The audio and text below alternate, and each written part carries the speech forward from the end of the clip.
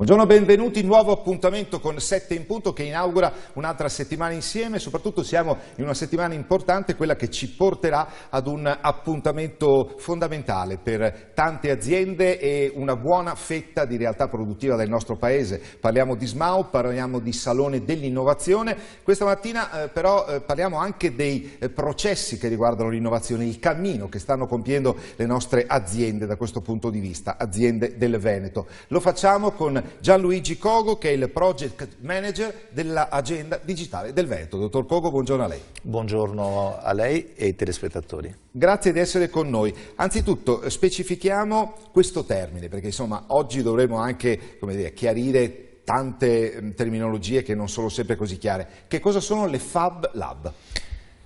Allora, potremmo partire nel definirli come dei luoghi, sostanzialmente, perché effettivamente si tratta di spazi, sono spazi attrezzati, dove si fanno delle cose con l'ausilio del digitale. Quando si parla di cose, per la prima volta si possono definire cose tangibili.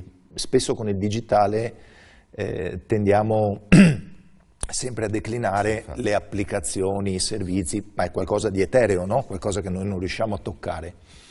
In questo caso il digitale serve, assiste una serie di macchinari che poi producono delle cose tangibili. Quindi sostanzialmente forse l'attrezzo, diciamo, più conosciuto nel mondo dei Fab Lab è la stampante 3D, che praticamente costruisce delle cose che sono poi tangibili. Le faccio un esempio forse anche banale. Ammettiamo che lei abbia un paio di occhiali buoni, che sono un po' datati, diciamo una quindicina d'anni e fuori produzione. Si rompe una stanghetta, la stanghetta non si trova più. In quel caso un buon maker, si chiamano così perché sono proprio dei fabbricatori, è in grado di riprodurla. Certo, potrebbe riprodurla molto meglio se il produttore originale avesse rilasciato anche delle specifiche digitali, sostanzialmente un file, come si dice, con tutti i requisiti per poterlo stampare. Quindi diciamo sostanzialmente questo è un po' l'elemento più conosciuto, il primo approccio nei Fab Lab sono queste stampanti, poi ce ne sono tanti, tutto il mondo dei droni ad esempio che è abbastanza conosciuto, diciamo è ben bazzicato all'interno di questi ambienti, ma tantissime altre cose. Per cui è un'evoluzione del digitale, un qualcosa che ci avvicina ad una realtà che si può adesso toccare, perché effettivamente, come diceva lei, la connotazione digitale nell'opinione pubblica, diciamo nel modo di pensare più diffuso, era qualcosa di non quantificabile. E dunque si parte da queste Fab Lab per arrivare a dove?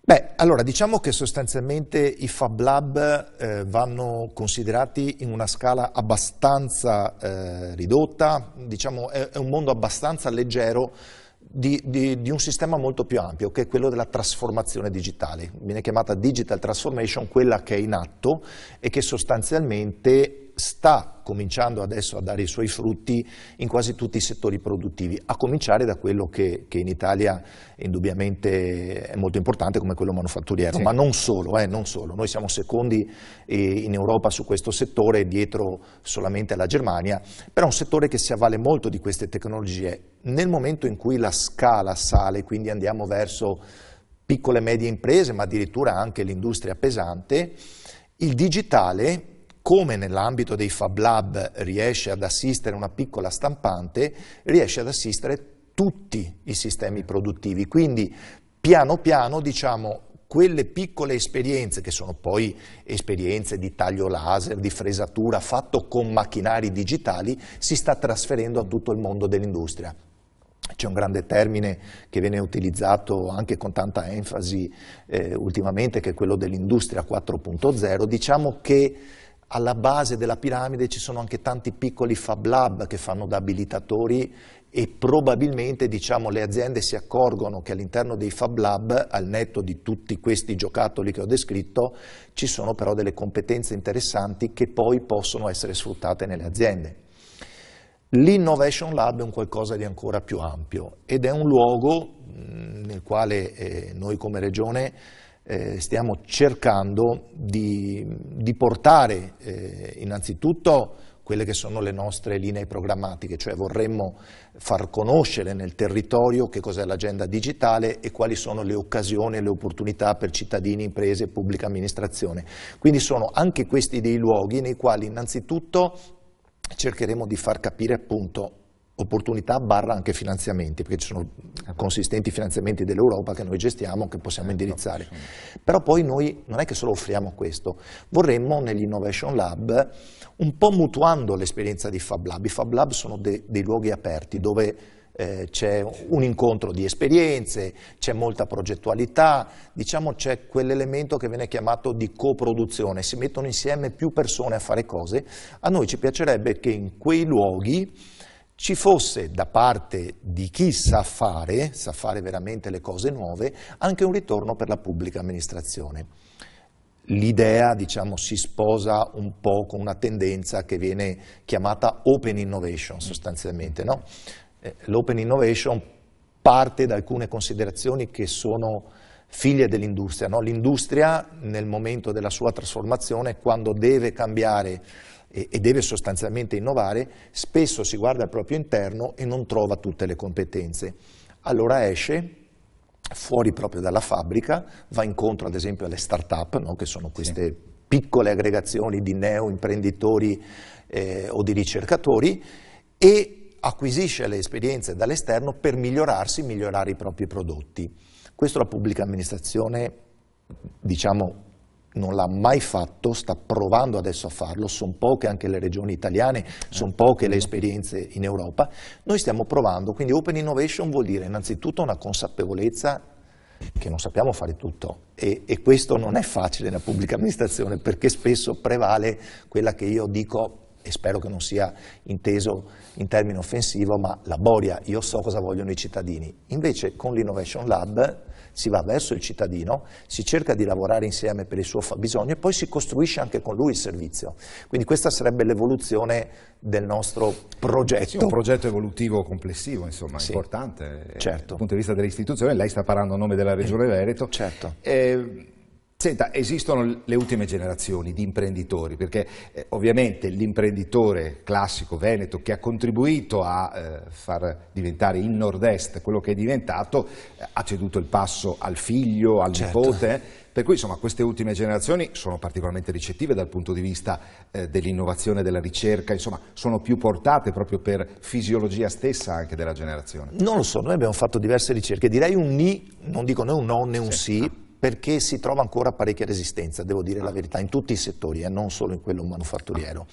Il problema secondo me è legato a un tema culturale, proprio a un tema, viene genericamente chiamato un rinforzo culturale che deve essere propedeutico alla consapevolezza che il nuovo è un qualcosa che assolutamente può dare dei vantaggi. Spesso e volentieri il nuovo viene respinto, no? Tipico del Veneto è sega sempre fatto così, ok? Quindi quando vede che c'è sostanzialmente un nuovo movimento, specialmente tecnologico, che se poi parte anche da zone lontane, diciamo c'è un po' di prudenza, no?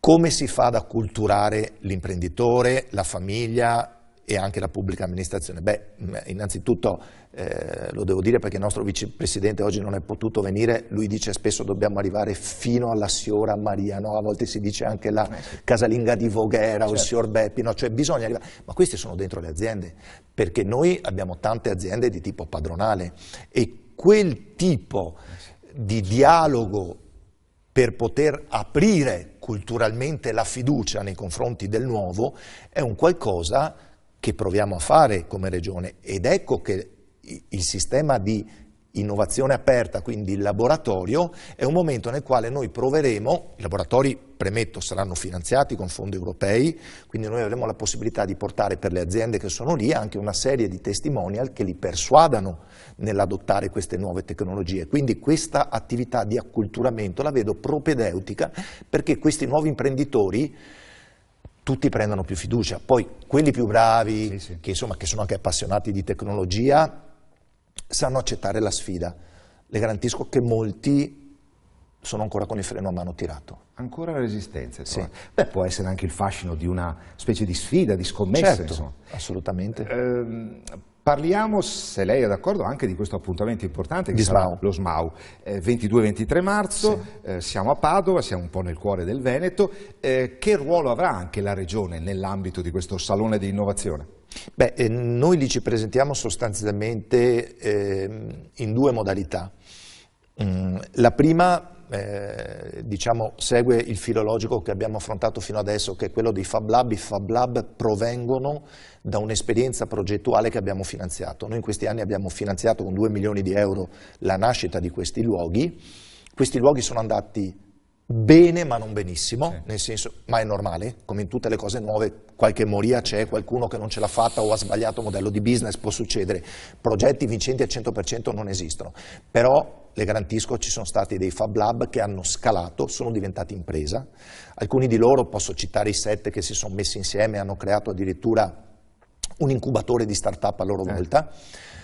Noi a SMAU andiamo anche a premiarli. Dopo 3 anni che li abbiamo seguiti, abbiamo fatto un concorso di idee con i progetti più belli che hanno portato avanti, li premieremo, sarà appunto il vicepresidente Forcolin che li premierà in prima persona, e quindi andiamo a classificare i migliori progetti che hanno dato anche impulso a nuova imprenditoria, come in questo caso.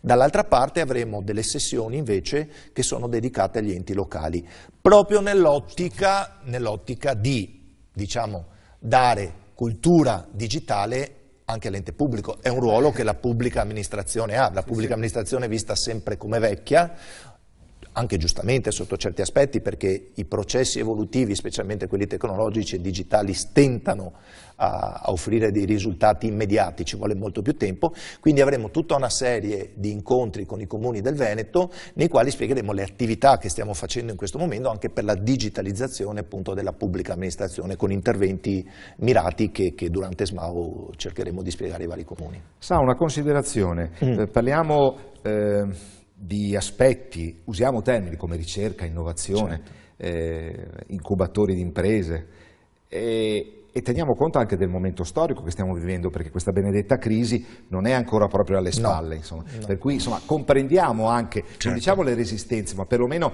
la riflessione che possono fare tanti imprenditori alla luce di quanto è avvenuto, però qualcuno dice che nella difficoltà l'opportunità viene proprio da questo. Assolutamente, sono d'accordo, ci sono degli elementi che se conosciuti liberano molte energie. Faccio un esempio. Noi abbiamo portato avanti un bellissimo progetto che si è concluso un paio di anni fa, però ci ha visto impegnati per 3 anni anche lì, su un altro di quei fronti tecnologici sui quali vedevamo poca fiducia, ed era il tema del cloud computing, no? Quello della nuvola, no? Che adesso è abbastanza affermato, però all'inizio gli imprenditori erano molto diffidenti, perché dicevano: prima di concedere i miei dati, i miei servizi a un fornitore, no? Che sta da qualche altra parte del mondo, ci penso 10 volte. Anche lì abbiamo dovuto aiutarli finanziandoli. Le dico, facevamo una cosa, fra l'altro, oltre al finanziamento, facevamo un'attività di accompagnamento culturale che li portavamo molto spesso fuori, proprio di sera, perché l'imprenditore lavora fino alle 7, alle 8 di sera, quindi lei si immagini poi anche, innanzitutto, trovare all'interno della regione delle persone che alle 8 di sera potessero accompagnarli, portarli in un posto, li mettevamo come degli alcolisti anonimi, loro, cioè gli portavamo dei testimonial che gli spiegavano le opportunità, e loro tutte le riflessioni sul difficoltà, la sicurezza, la privacy, eccetera. Alla fine, quando l'hanno capito, quando hanno spostato gran parte delle loro problematiche sulla rete, quindi si sono fidati dei fornitori, hanno avuto più tempo per innovare. Invece, se stanno sempre concentrati nel gestire le cose, e questo succederà anche con le macchine, cioè paradossalmente chi ha paura della robotica ultimamente non si rende conto che se noi riusciamo a far fare quello che vogliamo noi, non quello che vogliono le macchine, abbiamo più tempo per pensare all'innovazione del prodotto. Lo sa, dottor Covo, forse anche l'informazione ha delle responsabilità, perché tante volte alla TV si assiste a dei servizi in cui ti parlano di robotica, certo. Ti mostrano delle macchine incredibili, è logico che l'imprenditore dice: ma io devo fare entrare questa realtà nella mia azienda. E poi sa, quando si parla di lab, pensiamo che si adatti benissimo alla realtà veneta, perché il Veneto è un grande laboratorio, con tutte le sue contraddizioni, cioè prima realtà agricola che improvvisamente è diventata una grande realtà industriale che adesso deve affrontare la crisi e che si prepara, sta vivendo la fase dell'innovazione, cioè pensiamo che anche per voi sia una sfida molto affascinante. Assolutamente, poi quel settore che lei ha appena citato, che è tutto il tema, quello della filiera dell'agri-food, sì, diversamente dalla manifatturiera sta correndo molto di più, cioè sta abbracciando l'innovazione, specialmente nel campo ad esempio del marketing, tanto per capirsi, ma anche dell'etichettatura o addirittura quasi tutti i produttori di vini, di birre, piuttosto che di prodotti tipici, utilizzano anche le app per telefonino sulle quali poi ci sono i giochi per poter vincere. Cioè questo modo nuovo loro lo stanno abbracciando perché si rendono conto che non è più come una volta, no? Cioè nel senso una volta si dice i prodotti tipici li abbiamo solo noi, se adesso li copiano noi dobbiamo dare un valore aggiunto. Sì. E questo valore aggiunto può essere, sembrano banalità, però digitalmente si può imparare anche a fare il packaging migliore, a volte anche la parte esteriore del prodotto conta, cosa che noi ignoravamo una volta, pensavamo che l'essenza stessa, cioè la parte intrinseca del prodotto fosse quella vincente. Sì. È inutile, adesso non è che stiamo facendo uno spottone, tutti lo sappiamo, Apple non è il prodotto migliore tecnologicamente, però lo si vende meglio, dobbiamo imparare a vendere meglio anche noi i nostri prodotti, il digitale aiuta in questo. Sì, indubbiamente. No, effettivamente le considerazioni che lei fa sono pienamente condivisibili, anche perché dobbiamo dire che l'imprenditore veneto, vabbè, sarà testone, tutto quello che va, ma è anche uno che vuole fare le cose fatte veramente bene, per cui quando si impegna in un processo, in un percorso, in una realtà, in una esperienza nuova, la vuole vivere fino in fondo. Crediamo. Ed è perfezionista, non è superficiale, no, come ad esempio tutto quello che ci arrivava, adesso si stanno perfezionando anche loro, all'inizio quello che arrivava dalla Cina era assolutamente discutibile, adesso si stanno raffinando molto, però noi invece abbiamo da sempre puntato sull'eccellenza perché abbiamo curato il particolare, perché non abbiamo mai fatto uscire prodotti fallati ed è giusto questo sotto certi aspetti, ma il digitale aiuta moltissimo, ad esempio con il digitale ci sono meno scarti, sembra una banalità anche questa, no? Perché tutto è controllato chiaramente non solo dai macchinari ma anche in fase di disegno, per cui è un aiuto che tutto sommato da un mio punto di vista dovrebbero accogliere tutti. Noi cerchiamo di far vincere la resistenza anche con queste grandi campagne di acculturamento. Credo che in quei luoghi, negli Innovation Lab, appena apriranno, porteremo tutte le persone che potranno persuadere gli imprenditori ad abbracciare il digitale con fiducia. Sì, adesso c'è anche il discorso anche interessante è la capacità delle pubbliche amministrazioni di cogliere le opportunità che vengono dall'Europa, perché come lei diceva ci sono fondi dell'UE che sono a disposizione, ma non sempre le pubbliche amministrazioni sono consapevoli, o meglio bisogna andarle a cercare. Beh sì, il tema è molto tosto, specialmente in un momento in cui noi come Paese abbiamo sempre meno disponibilità di investimenti che partono proprio da fonti proprie, no?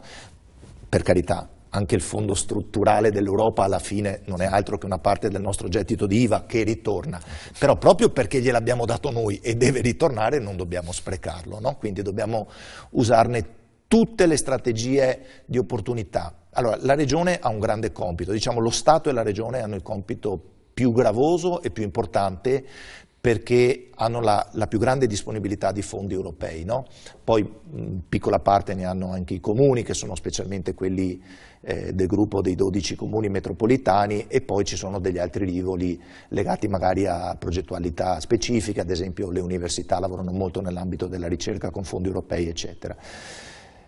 Il tema è riuscire a portare questi fondi in una specifica traiettoria di sviluppo che sia caratterizzata proprio per la tipologia veneta, cioè parliamo di una venetizzazione di quelli che sono poi i risultati attesi. Per fare questo ovviamente quello che noi tendiamo a fare nel momento in cui facciamo i bandi sostanzialmente è andare ad individuare delle specifiche, degli specifici beneficiari innanzitutto e dei processi di selezione di questi beneficiari e delle modalità con le quali poi possono rendicontare che siano coerenti con le linee di sviluppo proprio caratteristiche del Veneto. Quindi non possiamo ad esempio sottacere che il Veneto ancora ha grande propulsione primaria, quindi molto legato al territorio, e quindi è chiaro che in questo ambito settori come quello dell'agri-food, ma anche quello del turismo, quello della cultura, sono prioritari nei nostri assi, diciamo, no?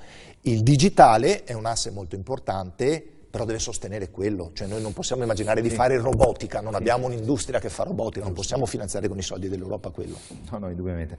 È un'impressione o una realtà che siano anche migliorati, sia migliorato, ecco, più che altro, il dialogo tra pubblica amministrazione e per esempio una realtà che rappresenta la categoria come può essere Confindustria, gli industriali? Insomma. Assolutamente sì, lo dico, noi abbiamo anche rappresentanti di Confindustria che oltre ad essere sui vari tavoli di partenariato, quindi come portatori di interesse, hanno contribuito a scrivere la nostra agenda digitale.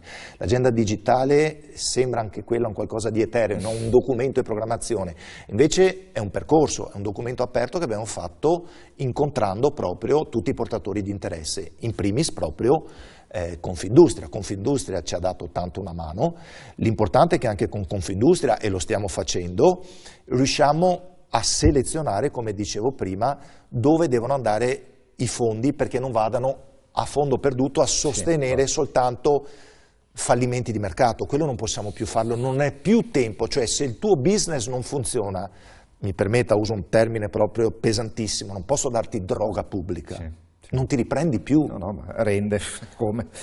Indubbiamente. Tornando a SMAU, è aperto al pubblico o solo sì, assolutamente. Sì, 22-23 marzo, Fiera di Padova. No, è anche interessante per un esterno, diciamo, anche per magari uno che non faccia l'imprenditore, sia semplicemente un cittadino, vedere a che punto è arrivata l'evoluzione e a che punto anche le aziende possono proporsi.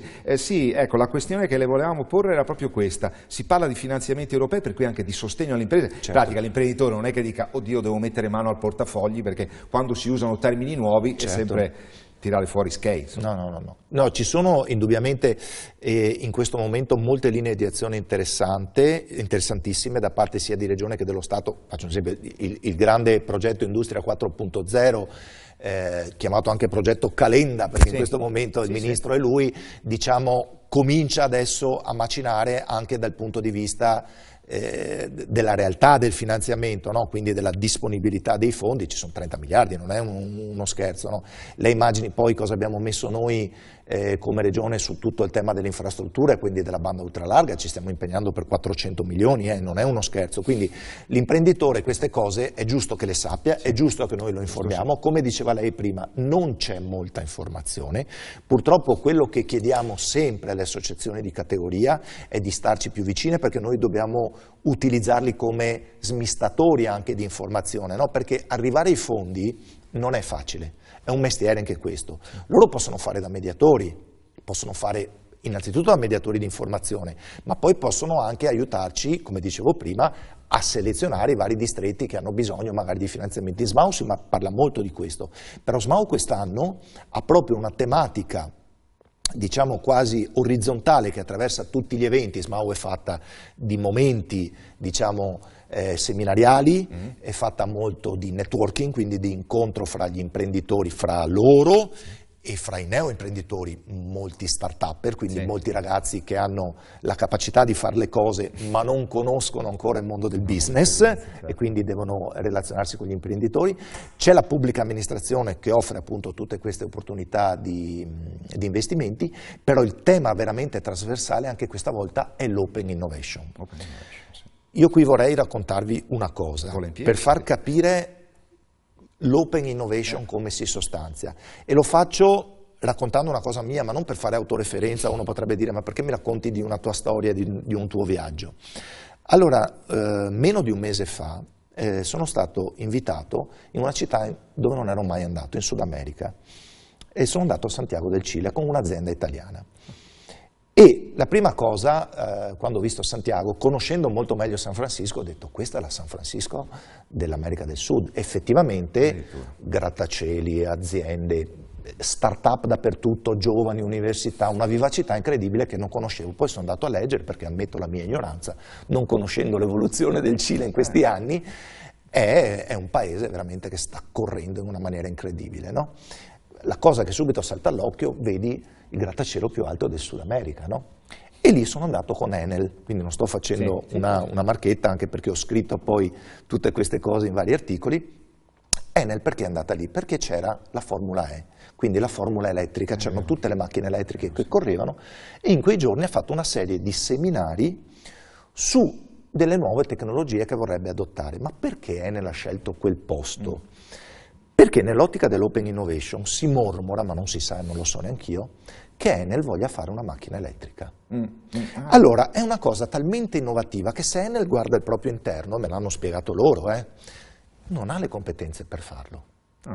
E quindi cosa fa? Deve andare fuori dall'azienda per non creare anche, diciamo, malumori, scombussolamenti all'interno, deve confrontarsi con le persone che sanno rischiare, per cui con i ricercatori, con le start-up, e riportarli dentro. Cioè l'open innovation è questo: non so fare una cosa, ho bisogno di confrontarmi in un luogo esterno della mia organizzazione, esatto, riportare all'interno le competenze e poi con le mie capacità decidere se posso affrontare questo.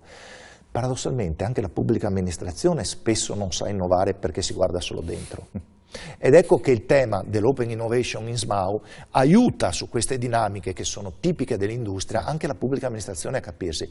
Io l'ho capito toccandolo con mano, perché finché non vedi un'azienda che lo fa e non vedi il luogo che sceglie e le persone che usa per poter cambiare, non capisci gli effetti dell'open innovation. No, indubbiamente. Poi tra l'altro adesso in Sud America è ancora estate forse, no? Assolutamente, si stava benissimo. Si stesse molto bene. Una cosa diciamo da elogiare di SMAU è il fatto che una volta era una manifestazione, mi sembra che si svolgesse solo a Milano, dopo è diventata itinerante, per cui insomma anche un modo per andare incontro a quelle che sono fisicamente le persone destinatarie di questa... Fra l'altro loro ci stanno offrendo un palcoscenico non da poco, devo dire grandissima abilità di Pierantonio e Valentina, che sono veramente bravissimi, che hanno portato proprio questo roadshow anche fuori dai confini. Le faccio l'esempio: i nostri Fab Lab, che li abbiamo portati sempre a SMAU anche negli anni scorsi, un po' si sono fatti conoscere in giro per l'Italia con le altri tour, ma li abbiamo portati anche a Berlino, si sono confrontati con un'altra realtà, in una città che possiamo dire in Europa alla pari di Barcellona, è dove c'è la più grande concentrazione di start-up, per cui sono andati a imparare dai loro simili. È il modo migliore per imparare. Certo. No, ma lei mi sta parlando di auto elettrica, siamo all'indomani, perché si è concluso credo ieri il Salone dell'Auto di Ginevra, dove l'obiettivo auto elettrica è l'obiettivo 2020. Perché questo 2020? Anche a beneficio di chi ci segue, per avere ulteriori indicazioni a proposito dell'agenda digitale del Veneto, si può consultare il sito www.adveneto, una parola unica, 2020 di seguito cifra.it. Questo 2020. Diciamo che le programmazioni, cioè i grandi periodi programmatori che l'Europa si dà, si muovono di solito con delle scadenze. Questa è la scadenza 2014-2020, la precedente era la 7-13, poi verrà la 20.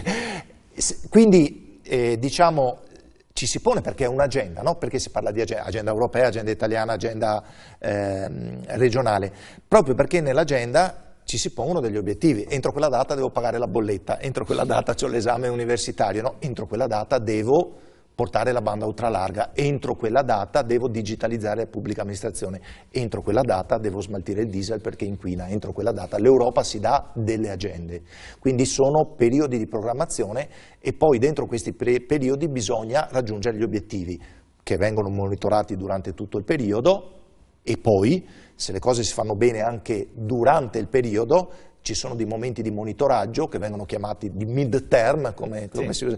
Se tu stai facendo bene, se ad esempio nel Veneto stai portando tanta banda ultralarga, allora ti premio. Se invece non lo fai, ti porto via un po' degli investimenti. Quindi anche su questo bisogna stare molto attenti. Quando si fanno queste dichiarazioni entro il 20, perché anche lì ci sono finanziamenti europei. Sì, giusto, è vero. Però se non li raggiungi dopo li perdi. Sì, appunto, cioè conviene solo. Esatto. Per cui diciamo, preoccupiamoci in senso positivo. Assolutamente, assolutamente. Certo che qua il tempo è volato. Noi ringraziamo Gianluigi Cogo, Project Manager dell'Agenda Digitale del Veneto, gli auguriamo buon lavoro e che questo 2020 insomma, sia l'inizio di un nuovo beginning, insomma, un nuovo ricominciare anche per le nostre aziende, insomma, anche per i nostri imprenditori. Insomma, il fatto della cultura d'impresa. Ecco, avremmo forse dovuto intitolare questa puntata non solo Nel segno delle Fab Lab, ma proprio cultura d'impresa, che è un aspetto che voi tenete molto a sottolineare. Grazie comunque e buon lavoro. Grazie a voi per l'ospitalità. Grazie a Gianluigi Cogo, che è Project Manager dell'Agenda Digitale del Veneto. A voi che ci avete seguito,